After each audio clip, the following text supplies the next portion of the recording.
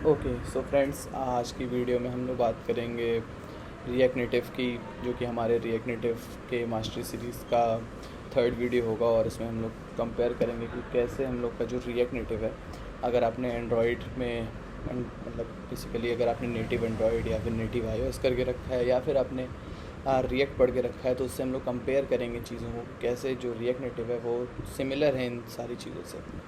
तो उसके लिए सबसे पहले हम अपना प्रोजेक्ट यहाँ पे स्टार्ट कर लेते हैं, जिस पे हम लोग काम कर रहे थे, जो कि था बेसिक कॉन्सेप्ट्स। तो इसके लिए हम लोग टर्मिनल ओपन कर लेते हैं।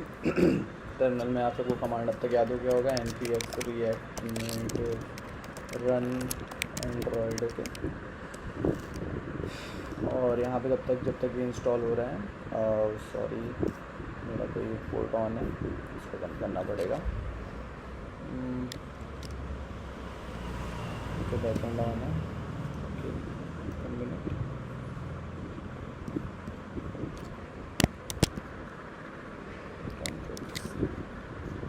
सिस्टम इसको कर देते हैं एंड इसको कर देते हैं नो, Ctrl+C एंड फिर से npm रन एंड्रॉयड भी आप लोग कर सकते हैं, तो मैं अभी ये कर देता हूँ। ओके, और इसको बड़े कर लेते हैं। ठीक है, जब तक इंस्टॉल रहा है तब तक हम लोग कंपेयर कर लेते हैं थोड़ा सा कि कैसे रिएक्ट नेटिव में क्या क्या कंपोनेंट्स होते हैं, यूआई कंपोनेंट्स होते हैं, और कैसे कैसे सिमिलर होते हैं एंड्रॉयड और आईओएस और वेब से। ओके, तो व्यू जो होता है वो रिएक्ट में यूज़ किया जाता है। अब ये किस चीज़ से सिमिलर है वो देखते हैं। तो एंड्रॉयड, अगर आपने एंड्रॉयड में कभी काम करा होगा जावा में या फिर कॉटलिन में, तो आपको पता होगा एक व्यू ग्रुप नाम का बेसिकली कंपोनेंट, यूआई कंपोनेंट होता है, जो कि अपने अंदर सारी चीज़ों को, बेसिकली एक ब्लॉक हो गया जिसके अंदर सारी चीज़ें होती हैं, सारे आप यूआई बनाते हैं उसी के अंदर। ठीक है, व्यू ग्रुप का मतलब होता है, व्यू का मतलब आप देखो, व्यू का मतलब होता है जो कोई चीज़ शो करे, और ग्रुप का मतलब उनकी ग्रुप्स। ओके, तो व्यू का मतलब यहाँ पे सिंपल सा होता है कि जितने भी कंपोनेंट यूआईज होते हैं उनको व्यू कहा जाता है एंड्रॉयड के अंदर में। तो व्यू ग्रुप क्या होता है, इनके ग्रुप को व्यू ग्रुप कहते हैं। तो ये क्या करता है, बेसिकली नाम से समझ में आ रहा है कि ये सारे व्यूज़ के ग्रुप को होल्ड करता है। ठीक है, फिर iOS अगर आपने किया होगा शिफ्ट वगैरह में काम, तो वहाँ पे यूआई व्यू होती है, सेम चीज़ है व्यूज़ के। और आपने अगर वेब में काम किया होगा तो डिव आप जानती हैं, डिव क्या होता है, ब्लॉक एलिमेंट है। तो व्यू भी सेम है। तो इससे अगर आप वेब तो ज़्यादातर लोग करके आते हैं, तो इससे समझिए कि आप जो वेब में डिव यूज़ करते हैं, आपको रिएक्ट नेटिव में व्यू यूज़ करना है। ओके, आप जो वेब में पी टैग यूज़ करते हैं पैराग्राफ के लिए बेसिकली, या फिर एच टैग भी अगर यूज़ करते हैं, मतलब कुछ भी अगर लिखने के लिए जो भी आप टैग यूज़ करते हैं, वो रिएक्ट नेटिव में टेक्स्ट होता है, टेक्स्ट के थ्रू लिखते हैं। मतलब टेक्स्ट के अंदर जो भी चीज़ें लिखेंगे वो सिमिलर काम करेगा जैसे आप पी टैग लिखते हैं। और एंड्रॉयड में वही टेक्स्ट व्यू होता है, और iOS में होता है यूआई टेक्स्ट व्यू। तो अगर आपको एंड्रॉयड और iOS कर रहे हैं तो आप इसको कंपेयर कर सकते हैं कि जो आप टेक्स्ट व्यू लिखते थे उसके यहाँ पे आपको टेक्स्ट लिखना है। फिर ऐसे ही इमेज का होता है, आप वेब में img टैग यूज़ करते हैं, इसमें आपको इमेज टैग यूज़ करना है, जो कि आपको इंपोर्ट करना पड़ता है। बेसिकली ये सारी चीज़ें इंपोर्ट करनी पड़ती हैं आपको रिएक्ट नेटिव करने से। एंड्रॉयड और iOS में आप इमेज व्यू और यूआई इमेज व्यू इसी को कहते हैं। फिर स्क्रॉल व्यू हो गया। अब स्क्रॉल व्यू स्क्रॉल कराने के लिए चीज़ों को होता है। ठीक है, तो रिएक्ट नेटिव में स्क्रॉल व्यू होता है। वेब में तो हम लोग डिव ही यूज़ करते हैं ऐसा कोई स्क्रॉल, क्योंकि वो खुद ही स्क्रॉल होता है। जैसे जैसे आप स्क्रीन के नीचे अपना वेबसाइट को बनाते जाते हैं, वो स्क्रॉलेबल खुद ही होता जाता है। तो इसमें तो डिव ही है, कोई दिक्कत नहीं है। एंड्रॉयड में होता है स्क्रॉल व्यू, ठीक है, अगर आपने करा होगा तो। और iOS में होता है यूआई स्क्रॉल व्यू। ठीक है, और ऐसे टेक्स्ट इनपुट का क्या मतलब है, इनपुट लेने के लिए आपको कीबोर्ड से किसी से इनपुट लेना है, तो उसके लिए आप टेक्स्ट इनपुट यूज़ करते हैं। एंड्रॉयड जब मैं करता था तो हम लोग वहाँ पे एडिट टेक्स्ट यूज़ करते थे, और iOS में यूआई टेक्स्ट फील्ड यूज़ करते हैं।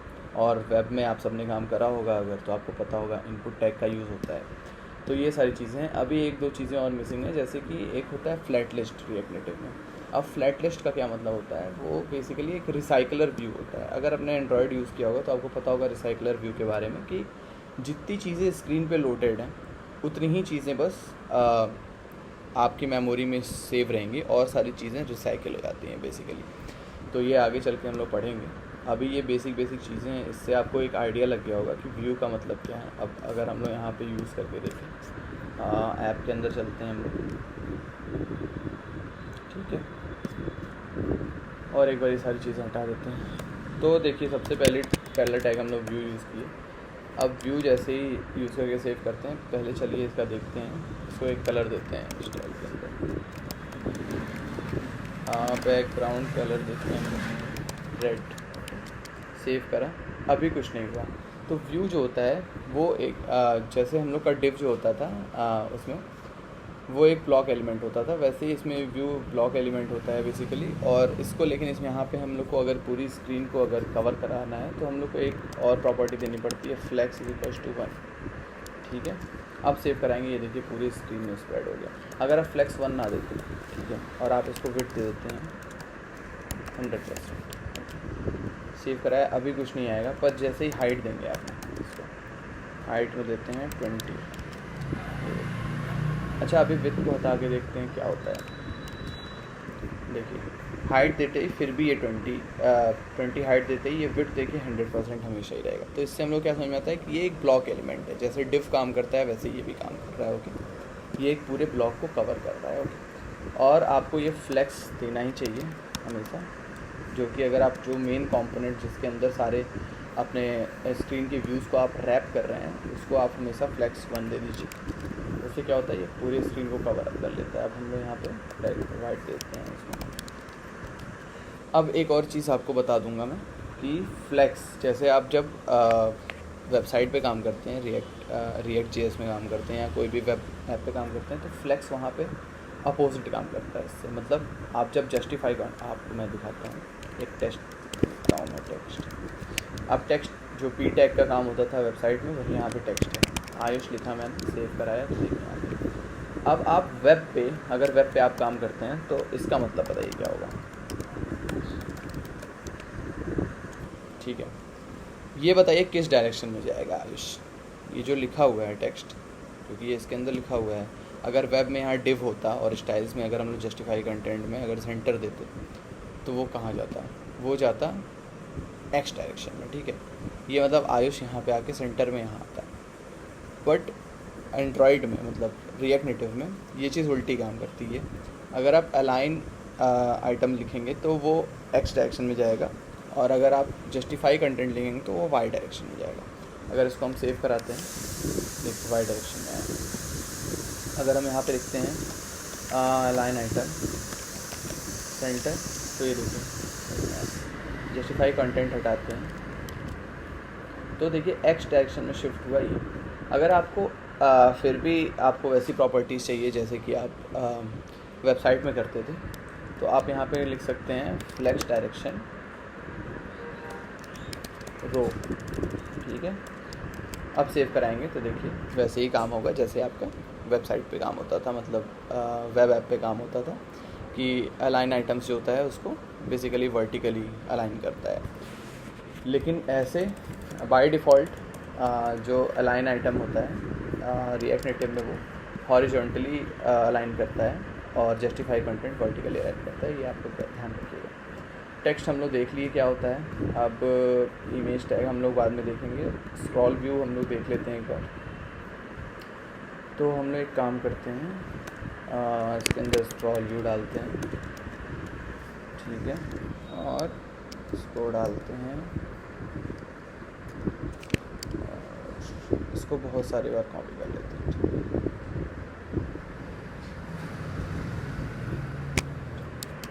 सेव कराया। अब ये देखिए स्क्रॉलेबल बन गया। तो स्क्रॉल व्यू, अब मान लीजिए यहाँ पे खूब सारे कंपोनेंट्स रहते हैं जैसे कि इंस्टा वगैरह में आप देखते हैं, तो वो स्क्रॉल कराने का काम आता है। वैसे इंस्टाग्राम में फ्लैट लिस्ट का यूज़ होगा बेसिकली, क्योंकि वो ऑप्टिमाइज्ड होता है और इससे जो होता है ये पूरी मेमोरी में पूरा डेटा सेव रहता है। वैसे थोड़ा सा लैग होने लगता है आपका डिवाइस, क्योंकि वो मेमोरी में सेव होता है। बट अभी के लिए स्क्रॉल व्यू आप ये समझ सकते हैं। टेक्स्ट इनपुट भी हम लोग देख लेते हैं क्या होता है, और इमेज भी देख ही लेंगे साथ में, ओके।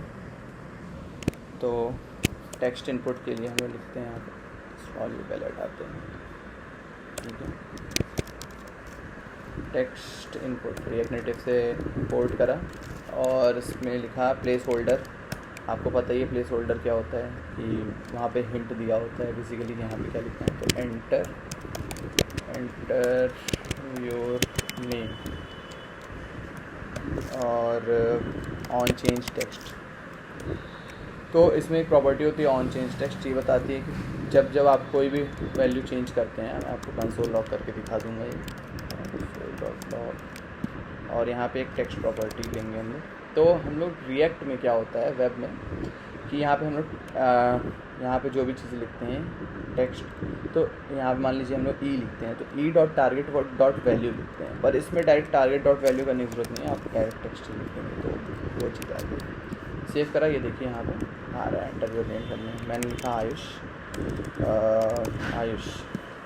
कंसोल लॉग में देखिए यहाँ पे आयुष लिख के आ रहा है, मतलब जैसे जैसे चेंजेस हुए हैं सारे चेंजेस यहाँ पे रिफ्लेक्ट हुए हैं। तो इसको आप आगे चल के एक यूज स्टेट में const name comma set name, इसमें आप यूज स्टेट ये, तो आप इसमें सेव करा सकते हैं इसको एक स्टेट के अंदर में सेट नेम करके और टेक्स्ट, ठीक है। और मैं इसको शो करा देता हूँ एक टेक्स्ट के अंदर, टेक्स्ट लिखा और इसमें डाल दिया नेम, ओके गाइस। और इसको एक वैल्यू प्रॉपर्टी देनी पड़ती है, इससे इसको पता चलता है कि भाई मेरे अंदर जो वैल्यू है वो क्या है। तो इसमें भी हम लोग नेम दे देंगे ताकि जब सेट नेम में जो भी नेम चेंज हो तो वो नेम इसकी वैल्यू बनती जाए, ठीक है। अब सेव कराते हैं और यहाँ पे लिखते हैं, देखिए जो यहाँ पे लिख रहे हैं वो टेक्स्ट के अंदर रिफ्लेक्ट हो रहा है स्टेट की वजह से, ठीक है। तो ये हो गया टेक्स्ट इनपुट आपका। अब इसके नीचे हम लोग एक बार इमेज भी देख लेते हैं, इमेज टैग क्या होता है, ठीक है। तो इमेज टैग भी यहाँ से हम लोग को इम्पोर्ट करना पड़ेगा। इमेज टैग इसके अंदर हम लोग सोर्स देना पड़ता है, जैसे हम लोग वेब में IMG लिखते थे इमेज टैग के लिए और SRC लिखते थे सोर्स के लिए, वैसे यहाँ पे हम लोग को इमेज के अंदर ऐसे सोर्स लिखना पड़ेगा। अब देखिए इसमें दो चीज़ें होती हैं, अगर आपका फाइल के अंदर कहीं मान लीजिए एसेट्स के अंदर कोई इमेज है, मैं आपको दिखाई देता हूँ करके, एक हम लोग फोल्डर बनाते हैं एसेट्स नाम से, ठीक है, और इसके अंदर एक फाइल बनाते हैं इमेजेस नाम से, ठीक है, .js, नहीं सॉरी इसको अभी नहीं करेंगे ऐसे तरीके से, अभी बेसिक चीज़ बनाते हैं, एक फ़ोल्डर बनाते हैं एसेट्स के अंदर, एसेट्स के अंदर एक फ़ोल्डर बनाएंगे हम इमेजेस नाम से, ठीक है। और ऐसा करते हैं हम कोई एक इमेज उठाते हैं,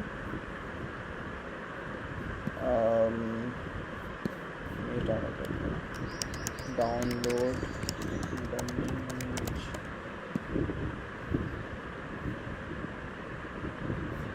चलिए इसी को डाउनलोड कर लेते हैं, सेव इमेजेस, और इसको डेस्कटॉप पे आयुष नाम से सेव कर लेते हैं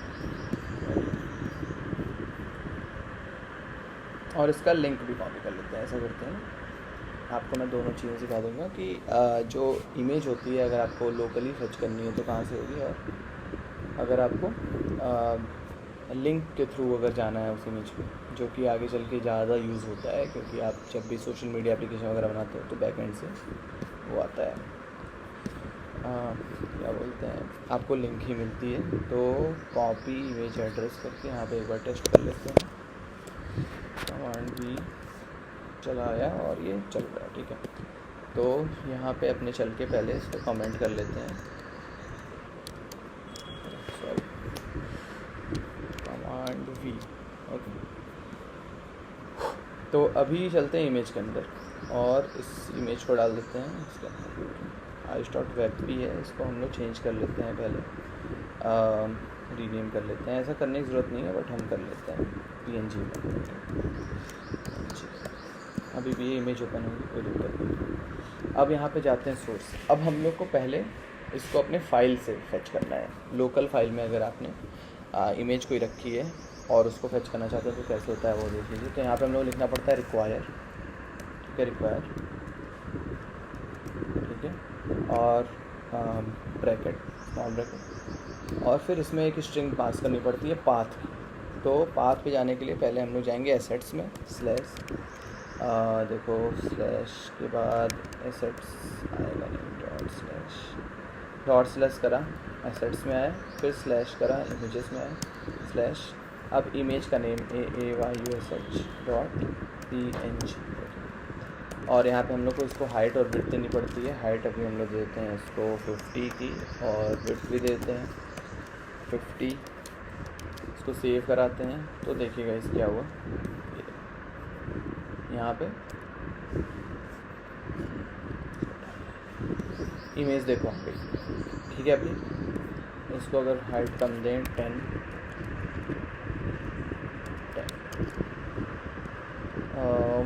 ये काम नहीं कर रहा है, इसको रिसाइज मोड देते हैं।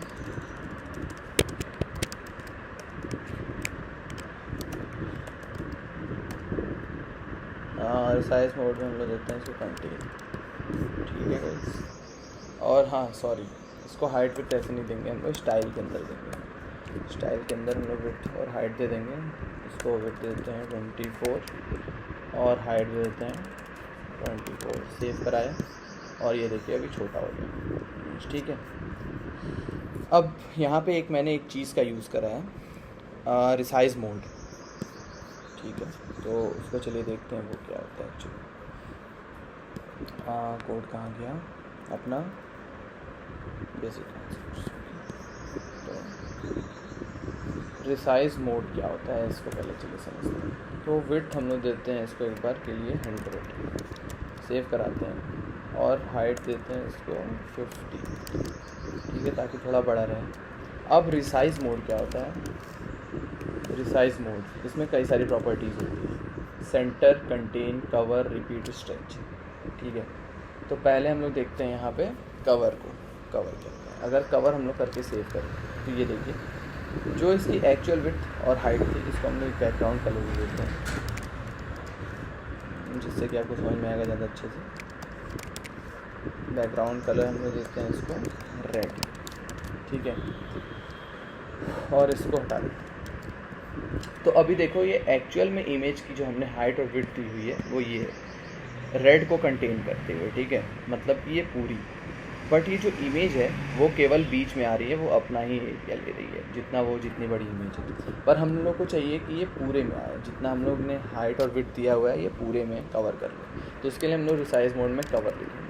कवर लिखते ही देखिए रेड वाला पार्ट ढक गया और ये बड़ी हो गई इमेज, कवर कर लिया है इसने पूरे सरफेस को, ठीक है। ऐसे ही कंटेन क्या होता है, कभी कभी क्या होता है कि हम जो हाइट विड्थ देते हैं वो उससे क्या होता है, इमेज जो होती है वो पूरी फैल के ऐसे लग जाती है। बट हम लोग को चाहिए कि इमेज अपने एक्चुअल हाइट में रहे, ठीक है, इमेज हमें पूरी दिखे। तो उसके लिए हम लोग यहाँ पे कंटेन यूज़ करते हैं, ठीक है। कंटेन यूज़ करने से अब हम लोग का और भी प्रॉपर्टीज़ होती हैं, जैसे कि कवर हो गया, स्ट्रेच देखते हैं। स्ट्रेच इसको बेसिकली हाइट और विड्थ, देखिए कवर में क्या हो रहा था, कवर में क्या हो रहा था कि पूरे सरफेस को कवर कर रहा था, बट इमेज में कोई चेंजेस नहीं कर रहा था, इमेज कट जा रही थी, इमेज को मैग्नीफाई कर दे रहा था बेसिकली चारों साइड से। हाइट भी उतनी बढ़ रही थी और विड्थ भी उतनी बढ़ रही थी। बट अभी जब स्ट्रेच हमने करा, ठीक है, तो क्या किया, हाइट को सेम ही रहने दिया, ठीक है, पर विड्थ को स्ट्रेच कर दिया, ठीक है, स्ट्रेच किया है। देखिए आप, इसमें कटी नहीं है फोटो, स्ट्रेच हुई है। तो ये स्ट्रेच प्रॉपर्टी है। और प्रॉपर्टीज़ देखते हैं हम लोग। रिपीट में क्या होता है, बेसिकली जितना मान लीजिए अगर हाइट हमने दे दिया होता 500, ये देखिए, तो इसमें क्या होता है कि इमेजेस रिपीट होके उस सरफेस एरिया को कवर करती हैं, ठीक है। इमेजेस उतनी बार रिपीट होंगी जितनी बार वो हो पाएंगी उस सरफेस को कवर करने के लिए। तो ये रिसाइज मोड होता है एक प्रॉपर्टी, ठीक है, जो कि इमेज की प्रॉपर्टी है, आप बहुत ज़्यादा यूज़ करेंगे आगे चल के। तो अभी हम समझ गए इमेज भी कि क्या होता है। हाँ, मैंने आपको वो नहीं दिखाया। अगर आपको, ये तो आपका हो गया कि आपने फाइल से प्रॉपर फेच करा, बट आपको लिंक मिल रही है और उसको फेच करना है, तो उसके लिए यहाँ पे एक और ब्रैकेट लिखिए और URI लिखना पड़ेगा, और उसके कॉलन लगा के आपको जो लिंक है ना वो लिंक पास करनी पड़ेगी, ठीक है। तो लिंक हम पास कर देते हैं,